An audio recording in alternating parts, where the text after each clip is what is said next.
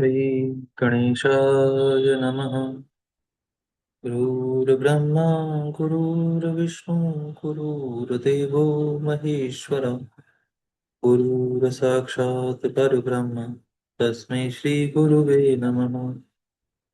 त्वमेव माता च पिता त्वमेव त्वमेव बन्धु च सखा त्वमेव त्वमेव वेत्ता द्रविणं त्वमेव त्वमेव सर्वं मम देव देव। नंदा बोली, साधु, तुम्हारा कथन ठीक है। तुम्हें कौन ठग सकता है? जो दूसरों को ठगना चाहता है वह तो अपने आप को ही ठगता है। व्याघ्र ने कहा, गाय, अब तुम जाओ। पुत्र वत्सले, अपने पुत्र को देखो, दूध पिलाओ, उसका मस्तक चाटो तथा माता, भाई, सखी, स्वजन एवं बंधु बांधवों का दर्शन करके सत्य को आगे रखकर शीघ्र ही यहाँ लौट आओ। पुलस्त जी कहते हैं, वह पुत्र वत्सला धेनु बड़ी सत्यवादिनी थी। पूर्वोक्त प्रकार से शपथ करके जब वह व्याघ्र की आज्ञा ले चुकी तब गोष्ठ की ओर चल पड़ी। उसके मुख पर आंसुओं की धारा बह रही थी। वह अत्यंत दीन भाव से कांप रही थी। उसके हृदय में बड़ा दुख था। वह शोक के समुद्र में डूबकर बारंबार डंकराती थी। नदी के किनारे गोष्ठ पर पहुंचकर उसने सुना, बछड़ा पुकार रहा है। आवाज कान में पड़ते ही वह उसकी ओर दौड़ी और निकट पहुंचकर नेत्रों से आंसू बहाने लगी। माता को निकट पाकर बछड़े ने शंकित होकर पूछा, माँ, आज क्या हो गया है? मैं तुम्हें प्रसन्न नहीं देखता। तुम्हारे हृदय में शांति नहीं दिखाई देती। तुम्हारी दृष्टि में भी व्यग्रता है। आज तुम अत्यंत डरी हुई दिखाई पड़ती हो। नंदा बोली, बेटा, तुम दूध पियो। यह हम लोगों की अंतिम भेंट है। अब से तुम्हें माता का दर्शन दुर्लभ हो जाएगा। आज एक दिन मेरा दूध पीकर कल सवेरे से किसका पियोगे? वत्स, मुझे अभी लौट जाना है। मैं शपथ करके आई हूँ। भूख से पीड़ित बाघ को मुझे अपना जीवन अर्पण करना है। बछड़ा बोला, माँ, तुम जहाँ जाना चाहती हो वहां मैं भी चलूंगा। तुम्हारे साथ मेरा भी मर जाना ही अच्छा है। तुम ना रहोगी तो मैं अकेले भी तो मर ही जाऊंगा। फिर साथ ही क्यों ना मरूं? यदि बाघ तुम्हारे साथ मुझे भी मार डालेगा तो निश्चय ही मुझको यह उत्तम गति मिलेगी जो मातृभक्त पुत्रों को मिला करती है। अतः मैं तुम्हारे साथ अवश्य चलूंगा। माता से बिछुड़े हुए बालक के जीवन का क्या प्रयोजन है? केवल दूध पीकर रहने वाले बच्चों के लिए माता के समान दूसरा कोई बंधु नहीं है। माता के समान रक्षक, माता के समान आश्रय, माता के समान स्नेह, माता के समान सुख तथा माता के समान देवता इहलोक और परलोक में भी नहीं है। यह ब्रह्मा जी का स्थापित किया हुआ परम धर्म है। जो पुत्र इसका पालन करते हैं उन्हें उत्तम गति प्राप्त होती है। नंदा गाय ने कहा, बेटा, मेरी ही मृत्यु नियत है। तुम वहां ना आना। दूसरे की मृत्यु के साथ अन्य जीवों की मृत्यु नहीं होती। जिसकी मृत्यु नियत है उसी की होती है। तुम्हारे लिए माता का यह उत्तम एवं अंतिम संदेश है। मेरे वचनों का पालन करते हुए यहीं रहो। यही मेरी सबसे बड़ी सुश्रुभा है। जल के समीप अथवा वन में विचरते हुए कभी प्रमाद ना करना। प्रमाद से समस्त प्राणी नष्ट हो जाते हैं।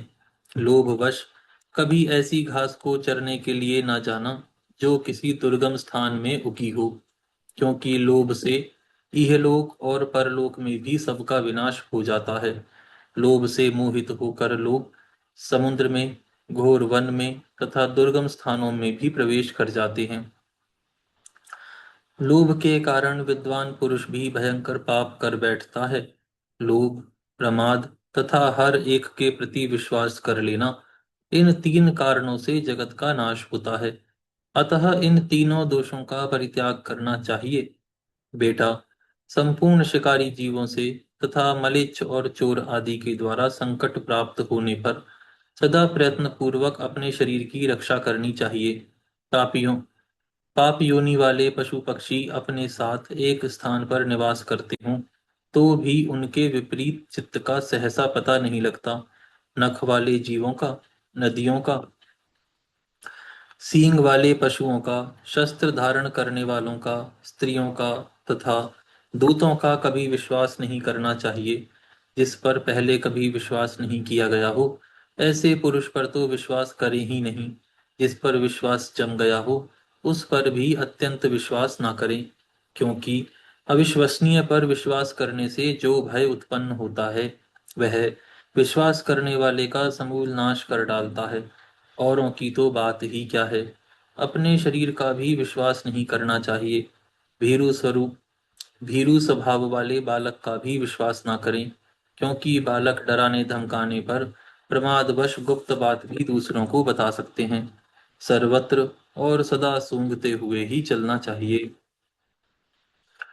क्योंकि गंध से ही गौएं भली बुरी वस्तु की परख कर पाती हैं। भयंकर वन में भी कभी अकेले ना रहें, सदा धर्म का ही चिंतन करें। मेरी मृत्यु से तुम्हें घबराना नहीं चाहिए, क्योंकि एक ना एक दिन सबकी मृत्यु निश्चित है।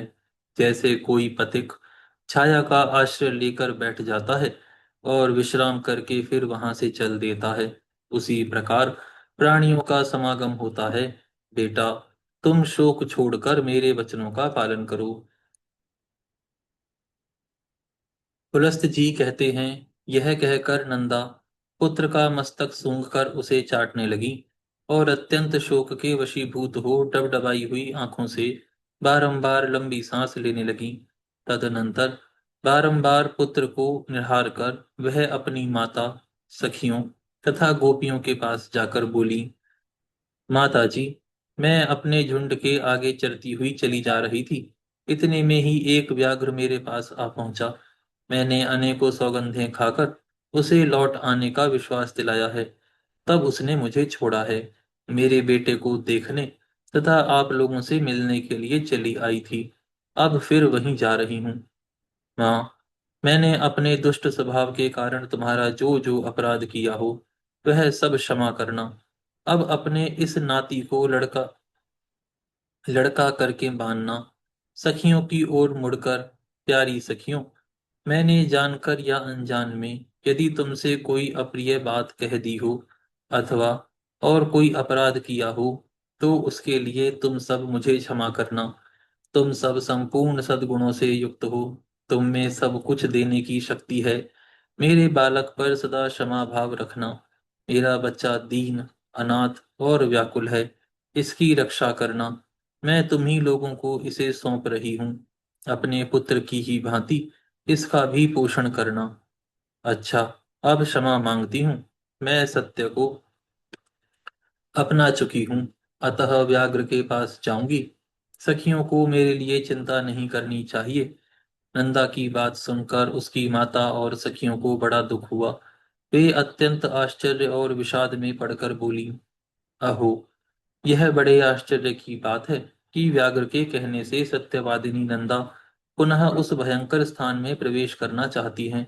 शपथ और सत्य के आश्रय से शत्रु को धोखा दे अपने ऊपर आए हुए महान भय का यत्न पूर्वक नाश करना चाहिए। जिस उपाय से आत्मरक्षा हो सके वही कर्तव्य है। नंदे, तुम्हें वहां नहीं जाना चाहिए। अपने नन्हे से शिशु को त्याग कर सत्य के लोभ से जो तुम वहां जा रही हो, यह तुम्हारे द्वारा अधर्म हो रहा है। इस विषय में धर्मवादी ऋषियों ने पहले एक वचन कहा था, वह इस प्रकार है, प्राण संकट उपस्थित होने पर शपथों के द्वारा आत्मरक्षा करने में पाप नहीं लगता। जहाँ असत्य बोलने से प्राणियों की प्राण रक्षा होती है, वहां वह असत्य भी सत्य है और सत्य भी असत्य है। नंदा गाय बोली, बहनों, दूसरों के प्राण बचाने के लिए मैं भी असत्य कह सकती हूँ, किंतु अपने लिए, अपने जीवन की रक्षा के लिए मैं किसी तरह का झूठ नहीं बोल सकती। जीव अकेले ही गर्भ में आता है, अकेले ही मरता है, अकेले ही उसका पालन पोषण होता है तथा अकेले ही वह सुख दुख भोगता है। अतः मैं सदा सत्य ही बोलूंगी। सत्य पर ही संसार टिका हुआ है। धर्म की स्थिति भी सत्य में ही है। सत्य के कारण ही समुद्र अपनी मर्यादा का उल्लंघन नहीं करता। राजा बलि भगवान विष्णु को पृथ्वी देकर स्वयं पाताल में चले गए और छल से बांधे जाने पर भी सत्य पर ही डटे रहे। गिरिराज विंध्य अपने 100 शिखरों के साथ बढ़ते बढ़ते बहुत ऊंचे हो गए थे। यहाँ तक कि उन्होंने सूर्यदेव का मार्ग भी रोक लिया था। किंतु सत्य में बंध जाने के कारण ही वे महर्षि अगस्त्य के साथ किए गए अपने नियम को नहीं तोड़ते। स्वर्ग, मोक्ष तथा धर्म सब सत्य में ही प्रतिष्ठित है। जो अपने वचन का लोप करता है, उसने मानो सबका लोप कर दिया। सत्य अगाध जल से भरा हुआ तीर्थ है। जो उस शुद्ध सत्यमयी तीर्थ में स्नान करता है, वह सब पापों से मुक्त होकर परम गति को प्राप्त होता है। 1000 अश्वमेध यज्ञ और सत्य भाषण, ये दोनों यदि तराजू पर रखे जाएं, तो 1000 अश्वमेध यज्ञों से सत्य का ही पलड़ा भारी होगा। सत्य ही उत्तम तप है। सत्य ही उत्कृष्ट शास्त्र ज्ञान है। सत्य भाषण में किसी प्रकार का क्लेश नहीं है। सत्य ही साधु पुरुषों की परख के लिए कसौटी है। वहीं सत्पुरुषों की वंश परंपरागत संपत्ति है। संपूर्ण आश्रम में सत्य का ही आश्रय श्रेष्ठ माना गया है।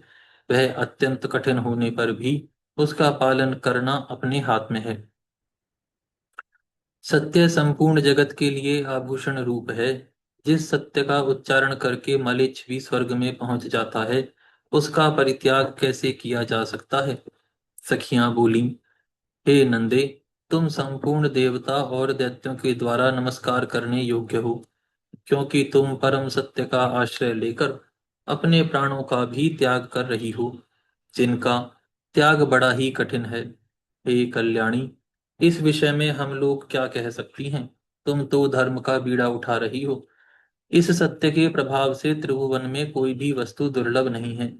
इस महान त्याग से हम लोग यही समझती हैं कि तुम्हारा अपने पुत्र के साथ वियोग नहीं होगा। जिस नारी का चित्त कल्याण मार्ग में लगा हुआ है, उस पर कभी आपत्तियां नहीं आती। पुलस्त जी कहते हैं, तदनंतर गोपियों से मिलकर तथा समस्त गौ समुदाय की परिक्रमा करके वहां के देवताओं और वृक्षों से विदा ले नंदा गाय वहां से चल पड़ी। उन्होंने पृथ्वी, वरुण, अग्नि, वायु, चंद्रमा, दशों दिक्पाल, वन के वृक्ष, आकाश के नक्षत्र तथा ग्रह, इन सबको बारंबार प्रणाम करके कहा, इस वन में जो सिद्ध और वन देवता निवास करते हैं, वे वन में चरते हुए मेरे पुत्र की रक्षा करें। इस प्रकार पुत्र के स्नेहवश बहुत सी बातें कहकर नंदा गाय वहां से नंदा गाय वहां से प्रस्थित हुई और उस स्थान पर पहुंची जहां वह तीखी दाढ़ों और भयंकर आकृति वाला मांसभक्षी बाघ मुंह बाए बैठा था। उसके पहुंचने के साथ ही उसका बछड़ा भी अपनी पूंछ ऊपर को उठाए अत्यंत वेग से दौड़ता हुआ वहां आ गया और बोला और अपनी माता और व्याघ्र दोनों के आगे खड़ा हो गया। पुत्र को आया देख तथा सामने खड़े हुए मृत्यु रूप बाघ पर दृष्टि डालकर उन गऊ ने कहा, मृगराज, मैं सत्य धर्म का पालन करती हुई तुम्हारे पास आ गई हूँ। अब मेरे मांस से तुम इच्छा पूर्वक अपनी तृप्ति करो। व्याघ्र बोला, काय, तुम बड़ी सत्यवादिनी निकली। कल्याणी, तुम्हारा स्वागत है। सत्य का आश्रय लेने वाले प्राणियों का कभी कोई अमंगल नहीं होता। आप लौटने के लिए जो पहले सत्यपूर्वक शपथ की थी, उसे सुनकर मुझे बड़ा कौतूहल हुआ था कि यह जाकर फिर कैसे लौटेंगी। तुम्हारे सत्य की परीक्षा के लिए ही मैंने पुनः तुम्हें भेज दिया था। अन्यथा मेरे पास आकर तुम जीती जागती कैसे लौट सकती थी? मेरा वह कौतूहल पूरा हुआ। मैं तुम्हारे भीतर सत्य खोज रहा था, वह मुझे मिल गया। इस सत्य के प्रभाव से मैंने तुम्हें छोड़ दिया। आज से तुम मेरी बहन हुई और यह तुम्हारा पुत्र मेरा भांजा हो गया। हे शुभे, तुमने अपने आचरण से मुझ महान पापी को यह उपदेश दिया है कि सत्य पर ही संपूर्ण लोक प्रतिष्ठित हैं। सत्य के ही आधार पर धर्म टिका हुआ है। कल्याणी, तृण और लताओं सहित भूमि के वे प्रदेश धन्य हैं जहाँ तुम निवास करती हो। जो तुम्हारा दूध पीते हैं वह धन्य हैं, कृतार्थ हैं। उन्होंने ही पुण्य किया है और उन्होंने ही जन्म का फल पाया है। देवताओं ने मेरे सामने यह आदर्श रखा है। गऊओं में ऐसा सत्य है। यह देखकर अब मुझे अपने जीवन से अरुचि हो गई। अब मैं वह कर्म करूंगा जिसके द्वारा पाप से छुटकारा पा जाऊं। अब तक मैंने हजारों जीवों को मारा और खाया है। मैं महान पापी, दुराचारी, निर्दयी और हत्यारा हूँ। पता नहीं ऐसा दारुण कर्म करके मुझे किन लोकों में जाना पड़ेगा। बहन, इस समय मुझे अपने पापों से शुद्ध होने के लिए जैसी तपस्या करनी चाहिए उसे संक्षेप में बताओ, क्योंकि अब विस्तार पूर्वक सुनने का समय नहीं है। गाय बोली, भाई बाघ, विद्वान पुरुष सत्य युग में सब तप की प्रशंसा करते हैं, त्रेता में ज्ञान और उसके सहायक कर्म की, द्वापर में यज्ञों की, द्वापर में यज्ञों को ही उत्तम बतलाते हैं, किंतु कलयुग में एकमात्र दान ही श्रेष्ठ माना गया है। संपूर्ण दानों में से एक ही दान सर्वोत्तम है, वह संपूर्ण भूतों का अभय दान। इससे बढ़कर दूसरा कोई दान नहीं है। जो समस्त चराचर प्राणियों को अभय दान देता है वह सब प्रकार के भय से मुक्त होकर पर ब्रह्म को प्राप्त होता है। अहिंसा के समान ना कोई दान है, ना कोई तपस्या। जैसे हाथी के पद चिन्ह में अन्य सभी प्राणियों के पद चिन्ह समा जाते हैं, उसी प्रकार अहिंसा के द्वारा सभी धर्म प्राप्त हो जाते हैं। योग एक ऐसा वृक्ष है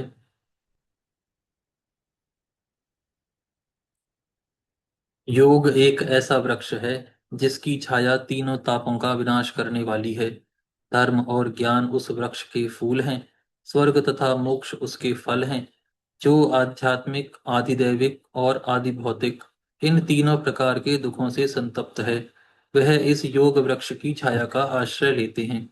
वहां जाने से उन्हें उत्तम शांति प्राप्त होती है, जिससे फिर कभी दुखों के द्वारा वे बाधित नहीं होते। यही परम कल्याण का साधन है, इसे मैंने संक्षेप से बताया है। तुम्हें ये सभी बातें ज्ञात हैं, केवल मुझसे पूछ रहे हो। व्याघ्र ने कहा, पूर्व काल में मैं एक राजा था, किंतु एक मृगी के श्राप से मुझे बाघ का शरीर धारण करना पड़ा। तब से निरंतर प्राणियों का वध करते रहने के कारण मुझे सारी बातें भूल गई थीं। इस समय तुम्हारे संपर्क और उपदेश से फिर उनका स्मरण हो गया है। तुम भी अपने इस सत्य के प्रभाव से उत्तम गति को प्राप्त होगी। अब मैं तुमसे एक प्रश्न और पूछता हूँ। मेरे सौभाग्य से तुमने आकर मुझे धर्म का स्वरूप बताया, जो सत्य पुरुषों के मार्ग में प्रतिष्ठित है। हे कल्याणी, तुम्हारा नाम क्या है? काय नंदा बोली, मेरे यूथ के स्वामी का नाम नंद है। उन्होंने ही मेरा नाम नंदा रख दिया है। पुलस्त जी कहते हैं, नंदा का नाम कान में पड़ते ही राजा प्रभंजन शाप से मुक्त हो गए। उन्होंने पुनः बल और रूप से संपन्न राजा का शरीर प्राप्त कर लिया। इसी समय सत्य भाषण करने वाली यशस्विनी नंदा का दर्शन करने के लिए साक्षात धर्म वहां आए और इस प्रकार बोले, नंदे, मैं धर्म हूँ। तुम्हारी सत्यवाणी से आकृष्ट होकर यहाँ आया हूँ। तुम मुझसे कोई श्रेष्ठ वर मांग लो। धर्म के ऐसा कहने पर नंदा ने यह वर मांगा, धर्मराज, आपकी कृपा से मैं पुत्र सहित उत्तम पद को प्राप्त हूँ तथा यह स्थान मुनियों को धर्म प्रदान करने वाला शुभ तीर्थ बन जाए। देवेश्वर, यह सरस्वती नदी आज से मेरे ही नाम से प्रसिद्ध हूँ। इनका नाम नंदा पड़ जाए। आपने वर देने को कहा, इसलिए मैंने यही वर मांगा है। पुत्र सहित देवी नंदा तत्काल ही सत्यवादियों के उत्तम लोक में चली गईं। राजा प्रभंजन ने भी अपने पूर्वोपार्जित राज्य को पा लिया।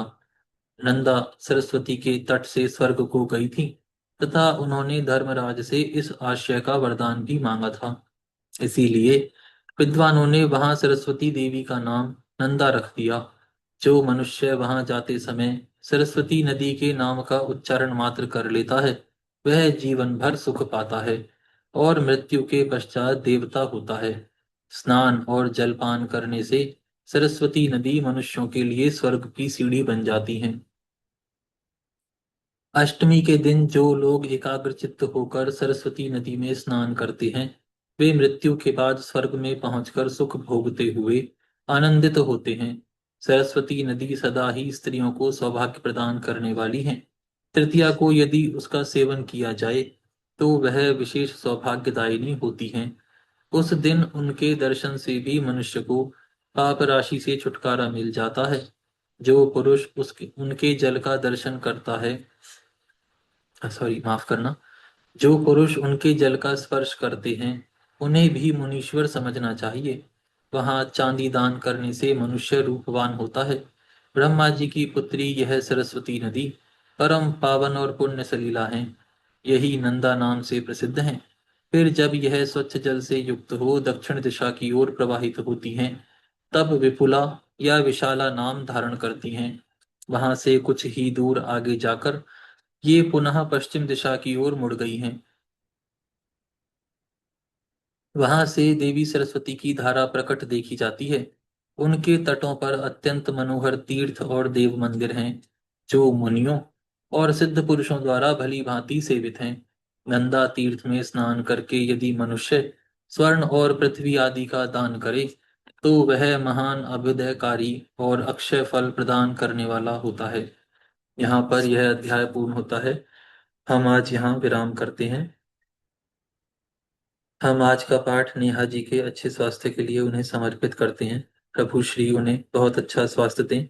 आज उनका ऑपरेशन है, उससे उनको रिकवरी जल्दी हो जाए, उनके लिए ऑपरेशन सुगम हो। हे गौ माता, आप सभी देवी देवताओं की माता, सभी पुण्यों का पुण्य, सभी तीर्थों का तीर्थ हैं। हम सभी आपको दंडवत प्रणाम करते हैं। आपकी कृपा सदैव हमारे ऊपर बनी रहे। धर्म की जय हो, जय हो।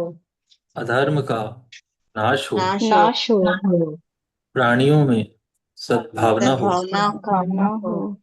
गौ माता, राष्ट्र माता, राष्ट्र माता राष्ट्र माता गौ हत्या बंद हो। बंद हो। बंद हो। नमः पार्वती पतये नमः। हर हर महादेव।